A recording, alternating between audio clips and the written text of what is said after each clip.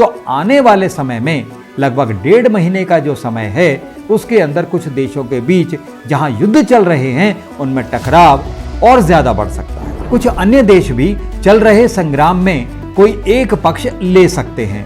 बृहस्पति और यूरेनस के कृत्तिका नक्षत्र में रहने के कारण भारत चीन सीमा पर टेंशन बिल्टअप हो सकती है। भारत में कुछ गुटों द्वारा शांति भंग करने के विफल प्रयास किए जा सकते हैं। चीन में इकोनॉमिक क्राइसिस बढ़ता ही चला जाएगा। चीन के नागरिकों को अपने देश की इन्वेस्टमेंट अपॉर्चुनिटीज पर भरोसा कम होता चला जाएगा। आगामी 2-3 महीनों में रूस में भी जन आक्रोश की संभावनाएं हैं। आगजनी जैसी दुर्घटनाएं भी हो सकती हैं। प्रिय दर्शकों नमस्कार, आप सभी का astrologer doctor RP. Sharma channel पर हार्दिक स्वागत है। आज हम इस वीडियो में चर्चा करेंगे बृहस्पति और यूरेनस के कृत्तिका नक्षत्र में हो रहे ट्रांजिट के बारे में। यदि हम पिछले कुछ वर्षों से इस वर्ष यानी 2024 की शुरुआत तक अब तक की स्थिति का आकलन करें तो हम यह पाते हैं कि कुछ देशों में या तो युद्ध चल रहा है या फिर शीत युद्ध जैसी स्थिति यानी कोल्ड वॉर जैसी सिचुएशन बनी हुई है, और कुछ अन्य देशों में अराजकता, हिंसा और सिविल वॉर जैसे हालात हैं। जैसे 2024 की शुरुआत गाजा, सूडान और यूक्रेन में युद्ध के साथ हुई। दुनिया भर में लड़ाई खत्म करने के कूटनीतिक प्रयास विफल हो रहे हैं।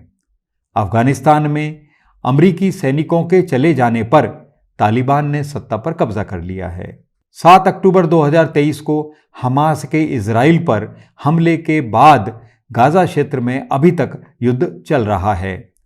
सूडान भी भयानक युद्ध की स्थिति से गुजरा है, जिसमें बड़ी संख्या में लोग मारे गए और विस्थापित हुए। अप्रैल में 2 सूडानी सैन्य गुटों, सेना और अर्धसैनिक यानी रैपिड सपोर्ट फोर्सेस (आरएसएफ) के बीच मतभेद पूरी तरह से युद्ध में बदल गया। तब से उनकी लड़ाई में हजारों लोग मारे गए, लाखों लोग विस्थापित हुए और सूडान पतन के कगार पर पहुंच गया। म्यांमार जुंटा और सहेल में सत्ता की लड़ाई जारी है। एक विद्रोही आक्रमण जिसने सेना को म्यांमार के उत्तर पूर्व के इलाकों से खदेड़ दिया और वह अन्य जगहों पर लड़ रहा है, वह जुंटा के लिए अब तक का सबसे बड़ा खतरा है, जिसने लगभग 3 साल पहले सत्ता पर कब्जा कर लिया था। जुलाई 2021 के बाद हेती में गैंग वायलेंस बढ़ गए हैं। आइए आज इस वीडियो में हम इस बात को जानेंगे कि आखिर विभिन्न देशों में युद्ध या युद्ध जैसी स्थिति या तनाव का कारण क्या है। लेकिन उससे पहले कृपया आप हमारे चैनल को सब्सक्राइब करें और बेल आइकन को भी दबाएं ताकि आपको समय पर नोटिफिकेशन मिल सके।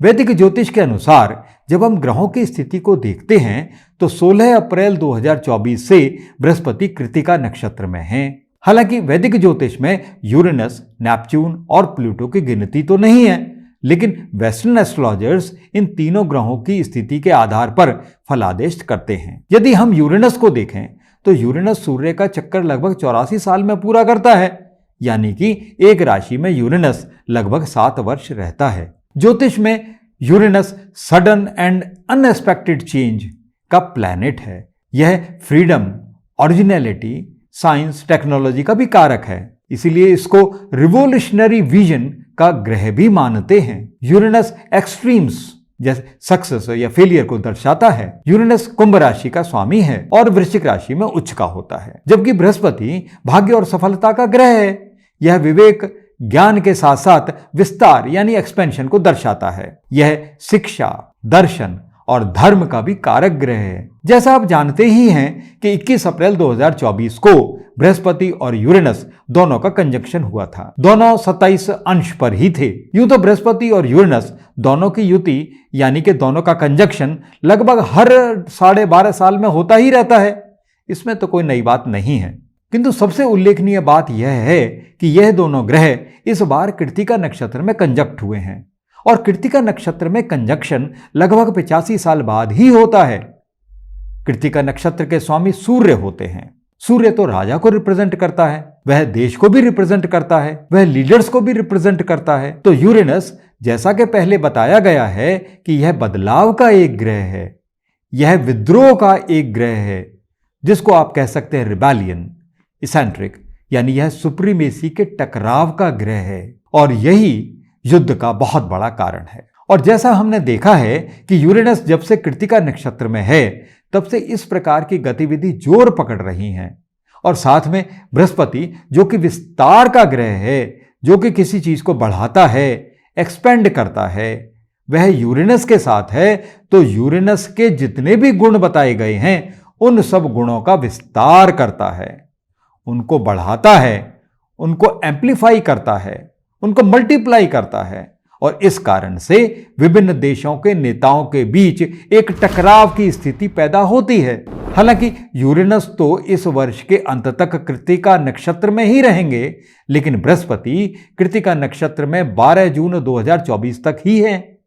तो आने वाले समय में लगभग 1.5 महीने का जो समय है उसके अंदर कुछ देशों के बीच जहां युद्ध चल रहे हैं उनमें टकराव और ज्यादा बढ़ सकता है। कुछ अन्य देश भी चल रहे संग्राम में कोई एक पक्ष ले सकते हैं।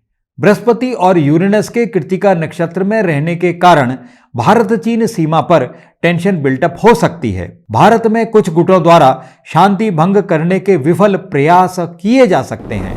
चीन में इकोनॉमिक क्राइसिस बढ़ता ही चला जाएगा। चीन के नागरिकों को अपने देश की इन्वेस्टमेंट अपॉर्चुनिटीज पर भरोसा कम होता चला जाएगा। उद्योगों में फाइनेंस की चुनौतियों का सामना करना पड़ सकता है।